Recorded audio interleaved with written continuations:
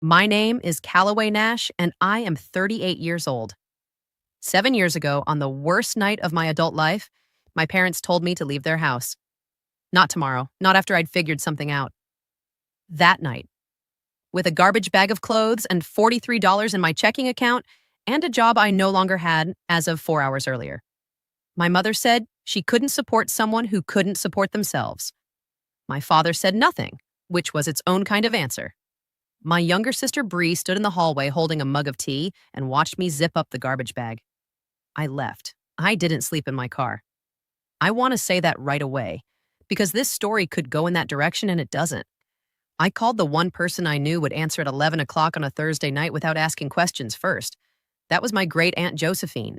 Josephine was 71, lived alone in a 3-bedroom house in Pensacola, and had been the quiet gravitational center of our family for as long as I could remember. The one everyone visited, but nobody quite understood. The one who sent birthday cards with actual handwritten notes inside. The one who remembered exactly what you'd said the last time she saw you, months or years earlier, and picked up the conversation exactly where it had stopped. She answered on the second ring. I told her what happened. All of it. The job, my parents, the garbage bag in my trunk. She said, "Get on 98 South. I'll leave the porch light on." I drove 2 hours in the dark and slept in a real bed and ate scrambled eggs in the morning and did not speak about my parents for 4 days because Josephine did not push and I was not ready. What happened in the following 3 years in that house in Pensacola is the part of this story my parents have never known. And it's the part that explains everything about a beach house they've been calling theirs for the last 4 years. Before I go further, if you're new here, please like and subscribe. Drop a comment telling me where you're watching from and what time it is. I read every single one. Now let me take you back to the night I lost the job and, before that, to the family that made leaving feel easier than staying. I grew up in Tallahassee, Florida, second of 3 children. My older brother Marcus had already left for Atlanta by the time I was in college. Bree was 4 years younger and still at home, still in the particular warmth that younger siblings occupy when they're the last one left. My parents, Gerald and Miriam Nash, were not cruel people. I want to be fair about that because this story is easier to tell if they're villains and harder to tell if they're simply human beings who had a favorite and didn't know how to hide it. Bree was the favorite. Not loudly. Not in the way that announces itself at every dinner. In the quiet way, the way a room temperature shifts when someone enters it.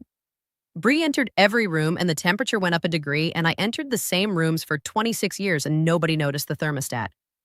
I was the steady one. The one who got decent grades without drama, who held part-time jobs through high school, who didn't need much because she'd learned early that needing much meant disappointment. I had a talent for graphic design that my high school art teacher noticed and my parents did not. I went to Florida State on a partial scholarship. I graduated in 4 years. I got a job at a mid-sized marketing agency in Tallahassee, designing campaign materials, and for 3 years it was fine. Not exciting, not painful, just fine, which was the temperature I was used to living at. Then the agency lost its 2 largest clients in the same quarter. They restructured. 12 people were let go in one afternoon in a conference room with a box of tissues on the table, which I remember thinking was both thoughtful and deeply insufficient. I was one of the 12. I drove to my parents' house because I didn't know where else to go. I was 26. I had been at the job for 3 years. I had savings that would cover 2 months of rent if I was careful. And I needed, I think, just to sit somewhere familiar and be told it would be okay. My mother opened the door. I told her what had happened. She asked how long I'd known the company was struggling. I told her I hadn't, that it had happened fast. She nodded in a way that suggested she wasn't entirely sure she believed that. My father was in the living room watching television. He looked at me over his shoulder when I walked in. "What's going on?" I told him. He turned back to the television. "Well," he said, "you'll figure it out." That was the warmth available to me that night. I sat in the kitchen for an hour. My mother made decaf coffee she didn't offer me any of. Bree called from Tampa, where she'd moved 6 months earlier, and my mother took the call in the bedroom, and I could hear her voice change immediately, lighter, warmer, the particular frequency she reserved for her youngest daughter. She was on the phone for 20 minutes. She came back and didn't mention what Bree had said. Around 10 o'clock, my father came into the kitchen. He stood with his arms folded in the way he stood when he had decided something. You can stay here a few days while you figure it out, he said. But we can't support someone who can't support themselves. That's not how we raised you. I hadn't asked to be supported. I'd driven to my parents' house on the worst night of the year because I was 26 years old and had just lost my job, and I needed somewhere to sit. I'm not asking you to support me. I said, I think it would be better if you had your own space to figure this out, my mother said from the doorway. Not unkindly, just finally, like a decision that had been made in the bedroom during the brief phone call and was only now being delivered. I looked at my father. He was looking at the floor. I went to the spare room and put my things in a garbage bag. I did this calmly, the way you do things when you understand that falling apart is not an option because the people who should catch you have just stepped to the side. I said goodbye. Neither of them walked me to the door. Bree texted an hour later. Mom said you're going through something. You okay? I didn't answer that night. I was already on 98 South with Josephine's porch light waiting at the end of it. Here's what I want to ask you because I think this is the part that lives longest in people who've been through versions of this night. When the people who were supposed to be your soft landing stepped aside, who answered the phone? Tell me in the comments. I read every single one. And if you haven't subscribed yet, please do it now because what happened in Josephine's house in Pensacola is where everything changes. Josephine did not treat my arrival as a crisis. That was the first thing I noticed. She had a bedroom ready, not the spare room, the actual guest room, with a reading lamp and a small bookshelf, and a window that looked out over the side garden she'd been tending for 30 years. She said I could stay as long as I needed, and that she meant that without conditions. I stayed for 3 years. In the first month, I freelanced. Josephine had an old desktop computer she used for email, and I asked if I could use it in the evenings. She said, of course. I built a portfolio website in 4 days and sent cold emails to 12 small businesses in the Pensacola area, offering logo and marketing design at rates low enough to get the first client and high enough to pay for groceries. I got 3 responses in the first week. Josephine noticed. She didn't comment on it directly, and she was not a woman who narrated other people's efforts back to them. But one morning, she set a cup of coffee next to the computer without saying anything, and that felt like more acknowledgement than I'd received in 3 years at the agency. By the end of the first year, I had 17 ongoing clients. By the end of the second, I had incorporated a small LLC. By the third year, I had 4 part-time employees working remotely and a waiting list. None of this is what I want to tell you about exactly. I tell you this only so you understand what I was doing in the hours I wasn't spending at the computer. Because what I was doing in the other hours was sitting on Josephine's porch with Josephine, learning how she thought, learning what she'd seen in 74 years, learning the difference between the stories people tell about their lives and the lives they've actually lived. She told me about my family in ways nobody had ever told me before. Not gossip, not judgment, just observation. She said my mother had always been afraid of things she couldn't control, and that people who are afraid of things they can't control sometimes manage that fear by attaching themselves to the people who seem most predictable. Bree had always been predictable. I had always been uncertain, and uncertainty made my mother afraid, and fear made her cold. That's not an excuse, Josephine said. It's just an explanation. You can understand why someone hurt you without deciding it was okay. I had never heard that distinction made so cleanly before. In the second year, Josephine took me to see a property, a small beach house 3 miles from her own home, on a quiet stretch of the Gulf Coast that tourists hadn't fully discovered yet. Single story, 2 bedrooms, a covered porch that faced the water, a stretch of private beach access that came with the deed. It needed work. The roof was aging. The kitchen was from 1987. The porch screen had holes in 2 places, and the water heater was original to the structure. The listing price was low because the owner, an elderly man whose family lived in Michigan, simply wanted it sold and done, and the market in that particular stretch hadn't caught up yet to what it would become. What do you think? Josephine asked, standing on that porch looking out at the water. I told her it was beautiful. I told her the bones were good. I told her I'd noticed the roof pitch was shallow enough that replacement would be straightforward and the kitchen footprint was laid out correctly, it just needed new surfaces. She said, I think so too. I'd like to buy it, but I want it in your name. I looked at her. I'm 73, she said. I have 2 nephews who've spoken to me 4 times in the last decade, and a niece who calls when she needs something. You've been in my house for 18 months. And in that time, you've fixed my porch railing, repainted my front door, found me a better insurance rate, driven me to every doctor's appointment I've had, and made me laugh more than I have in years. She looked at the water. I have money sitting in accounts doing nothing. I'd like it to do something, and I'd like this something to be yours. I told her I couldn't accept that. She said, I'm not asking for your permission. I'm telling you what I've decided. You can either be gracious about it or we can argue on this porch for an hour and I'll do it anyway. I was gracious about it. The purchase closed 4 months later. The beach house, 2 bedrooms, private beach access, the aging roof, and the 1987 kitchen and the screened porch with 2 holes in it transferred into my name. Josephine paid cash. I spent the following year doing most of the repair work myself on weekends, learning as I went, asking Josephine when I didn't know something, hiring out what I genuinely couldn't do alone. I repaired the roof with a contractor. I retiled the kitchen myself over a long weekend in October. I replaced the porch screen in an afternoon. I painted every room. I found furniture at estate sales and thrift shops and arranged it the way the light in each room suggested, which is how Josephine had taught me to look at spaces. By the time I had lived in Pensacola for 3 years, the beach house was finished and my business was large enough that I could afford to move into it. I called my parents for the first time since the night I left. My mother answered. She sounded cautious at first, the particular caution of someone who expected to be blamed for something. And then, when I said I was calling to say I was doing well, she relaxed into something warmer than I'd expected. We talked for 20 minutes. It was not a healing conversation exactly, but it was a real one, which was more than I'd had with her in 3 years. My father got on the phone briefly.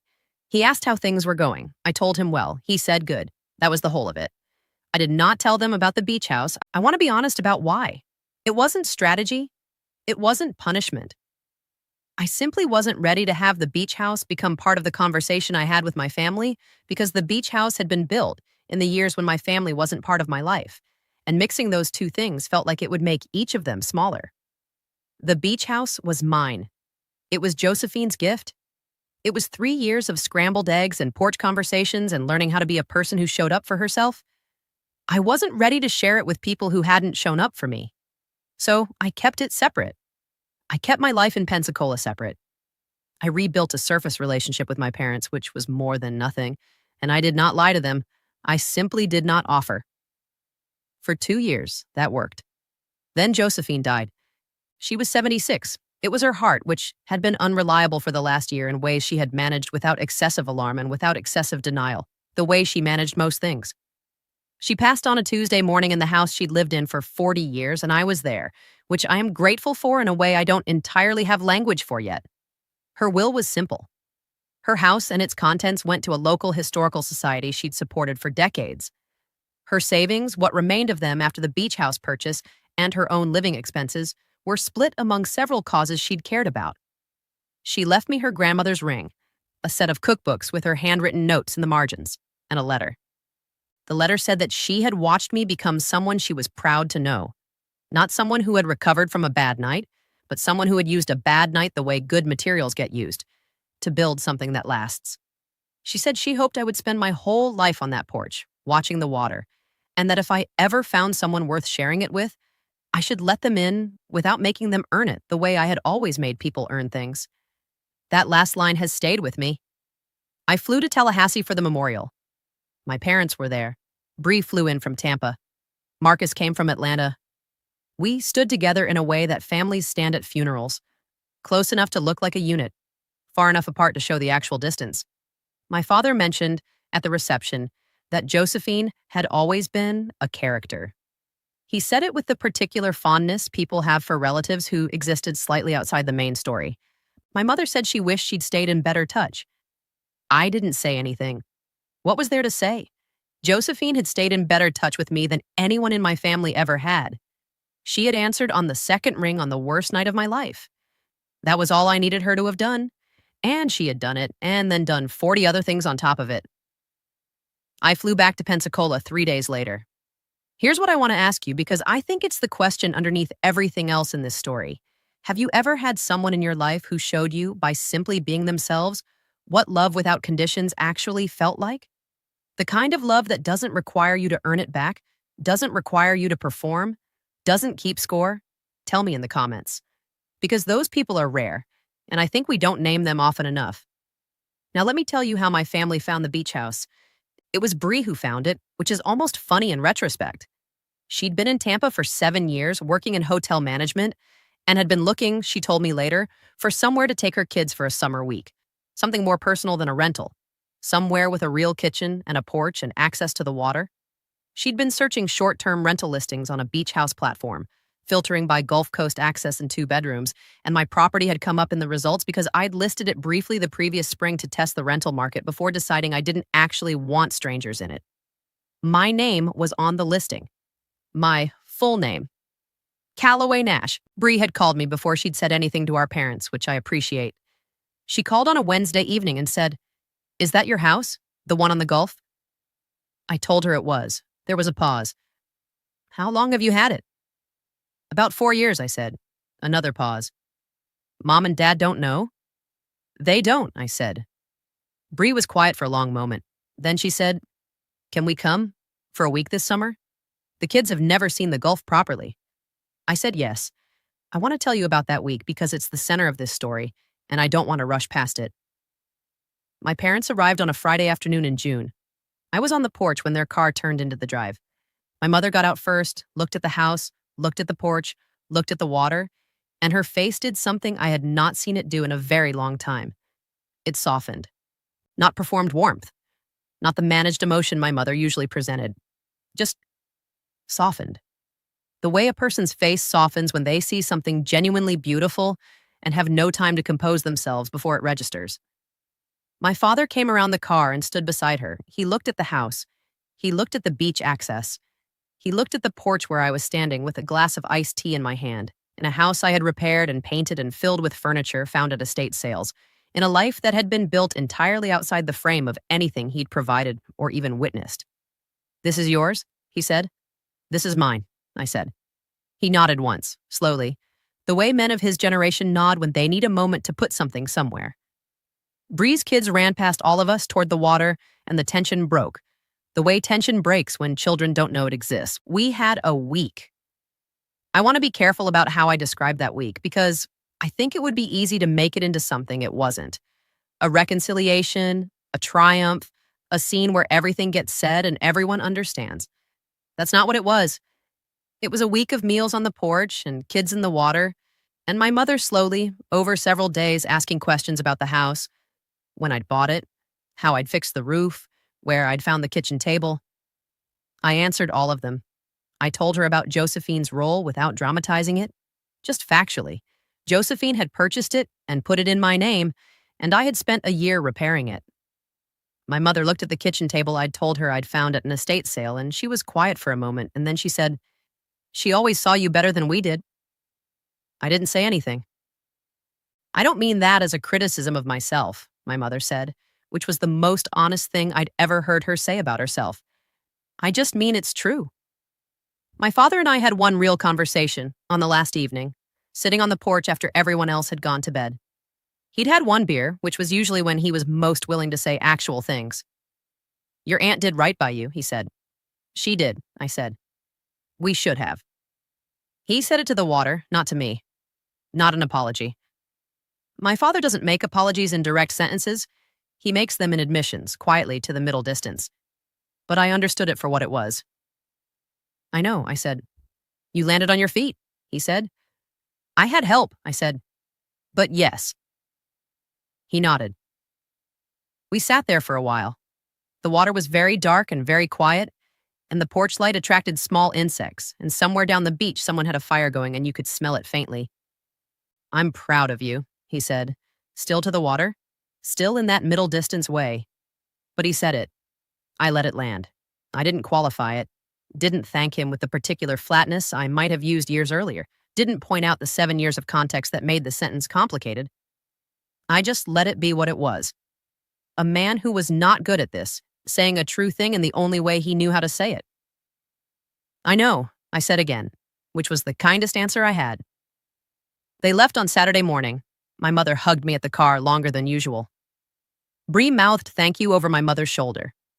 My father shook my hand and then unexpectedly put his other hand on top, the double handshake, which I had only ever seen him do at funerals and at moments of genuine weight. I stood on the porch and watched the car until I couldn't see it anymore. Then I went inside and made coffee in the kitchen. I had retiled myself and sat at the table I'd found at an estate sale and looked out at the water for a long time. I thought about Josephine's letter, about the part that said I should let people in without making them earn it the way I always made people earn things. I had let my family in that week, fully, without conditions, without a speech, without making them name what had happened 7 years ago before I would pour them coffee on the porch. I think that was right. I'm not entirely sure. Some things you do before you're certain they're right, because certainty sometimes arrives after the fact, if it arrives at all. What I'm sure of is this. The night my parents told me to leave, they thought they were sending me somewhere smaller. They were sending me to Josephine. They were sending me to a porch in Pensacola and scrambled eggs and an old desktop computer, and eventually to this house, this porch, this water. They didn't know that. They couldn't have known that. Sometimes the door people close on you opens directly into something they never imagined for you and could never have given you themselves. I'm still on the porch. The water is still doing what water does. The roof I had replaced has held through 3 storm seasons. The kitchen table is still exactly where I found the right place for it. And somewhere in Tallahassee, I think my parents are a little prouder of me than they know how to say, which, at 38, is enough. It's not everything, but it's enough. If someone closed a door on you that opened somewhere better, I want to hear about it. Tell me in the comments, and if this story meant something to you, share it with someone who's still standing at a door that just got closed, wondering what's on the other side. Subscribe if you haven't yet. I'll see you in the next one.